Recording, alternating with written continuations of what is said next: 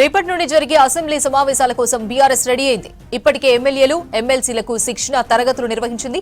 Budget సమావేశాల్లో అనుసరించాల్సిన వ్యూహంపై మార్గనిర్దేశం చేసింది. ముఖ్యంగా కాంగ్రెస్ ఇచ్చిన హామీలపై దృష్టి పెట్టాలని బీఆర్ఎస్ భావిస్తోంది.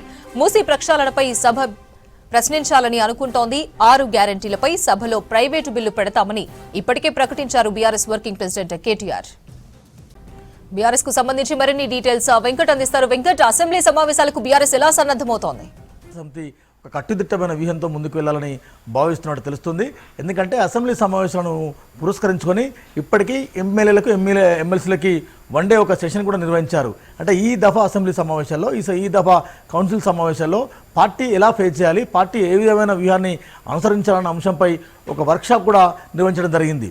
అయితే ఇప్పటికీ 6 గ్యారెంటీల మీద ఒక ప్రైవేట్ బిల్ తీసుకురావడం, మూసీ అంశాల మీద ఇప్పటికే అటు హరీష్, ఇటు కేటీఆర్ రోడ్లపై అంటే అనేక ఆందోళన చేస్తున్నారు. అదేవిధంగా గోదావరి నదీ జిల్లాల మీద పదే ప్రస్తావిస్తున్నారు.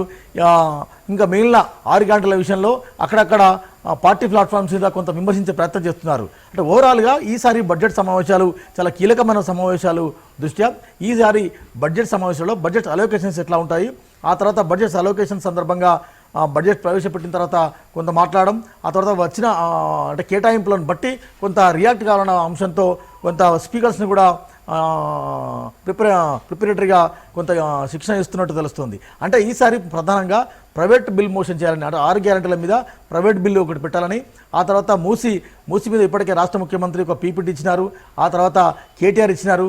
మూసీ మీద కూడా ఒక ఇల్లు కూల్చకుండా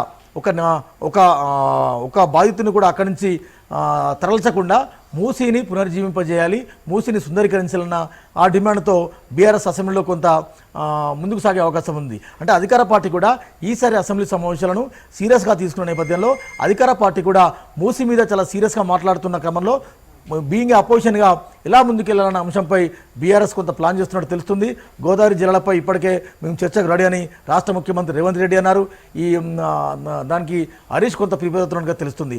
అంటే ఈసారి కేసీఆర్, ప్రధాన ప్రతిపక్ష నేత కేసీఆర్ ఈసారి అసెంబ్లీ సమావేశాలకు వస్తారా రారా అనేది ఇప్పటికే ఆ సభ్యులు చాలా క్రిస్టల్ క్లియర్గా చెప్తున్నారు. ఈసారి కేసీఆర్ కూడా అసెంబ్లీ సమావేశాలకు వచ్చే అవకాశం లేదు. దానికి డిప్యూటీ లీడర్లు హరీష్, అదేవిధంగా సబితా ఇంద్రారెడ్డి, తలసాని శ్రీనివాస్ యాదవ్ వీరున్నారు కాబట్టి వీళ్ళు హ్యాండిల్ చేస్తారు. మండలిలో పోచంపల్లి శ్రీనివాసరెడ్డి, సిరికొండ మధుసూనాచారి, తక్కలపల్లి రవీంద్రరావు వాళ్ళు హ్యాండిల్ చేయాలని కొంత, అంటే సభలో హౌస్లో ఒక 5-6, ఆ తర్వాత కౌన్సిల్లో ఒక 3-4తో ఈసారి సమావేశాలను అధికార పార్టీని ఇరుకున పెట్టే వ్యూహంలో భాగంగా బీఆర్ఎస్ కొంత పావులు కదుపుతున్నట్టు తెలుస్తుంది. ప్రధానంగా ప్రజా సమస్యలు, రైతు భరోసా ఇంతవరకు వేయలేదు, తర్వాత రైతులు రుణమాఫీ అంశం పెండింగ్లో ఉన్న కొంతమందికి అట్లే ఉంది. అంటే అంశాల వారీగా కొంత ప్రిపేర్ అవుతుంది.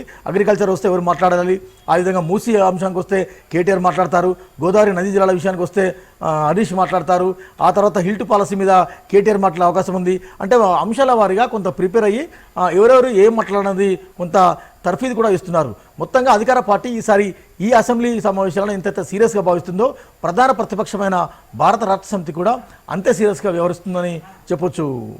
అపర్ణ.